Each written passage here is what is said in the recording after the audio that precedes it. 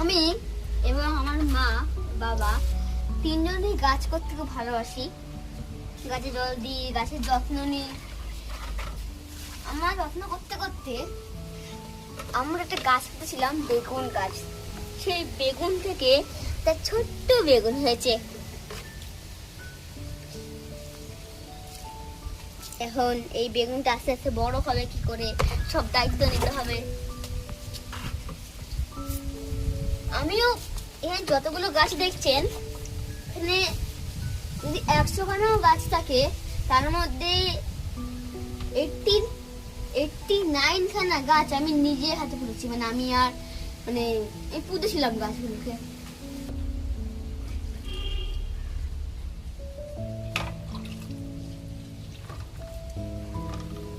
এগুলো হচ্ছে নয়নতারা গাছ। এই গাছের কালারটা দেখুন কি অপূর্ব কালার।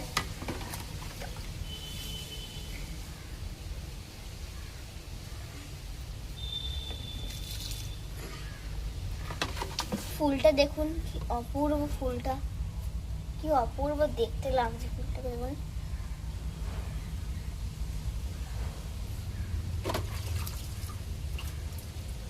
এই গাছগুলো আমার বাবা আমি করেছি। আমি সময় পেলে জল দিই, যখন আমি এখন সময় পেয়েছি জল দিচ্ছি। এটা হচ্ছে কারিপাতা গাছ। এই কারিপাতা গাছটাকে আমার বাবা এই টুকুনি থেকে আস্তে আস্তে দেখতে বড় করতে করতে করতে করতে মানে গাছটা এত বড় হয়ে গেছে। এই গাছটা যেমন দেখতে পাচ্ছেন, এই গাছের জবা গাছ।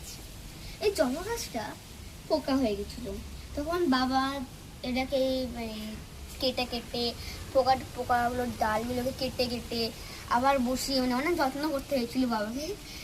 করে আবার যখন বসায়, তখন আবার পোকা লেগেছিল। আবার ঠিক করে যখন বসা সব যখন ঠিক হয়ে যায়, তখন গাছটা এখন কত দিন হয়ে গেল, গাছটা কত বড় হয়ে গেছে গাছটা।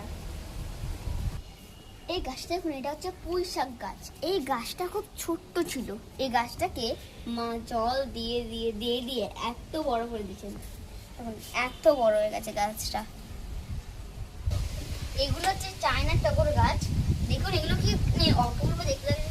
গাছে একখানা করে কিন্তু ফুল আছে, না থাকো কিন্তু একখানা থাকবেই গাছে। আমি জল দিচ্ছি, দেখুন তাজা হয়ে যাচ্ছে।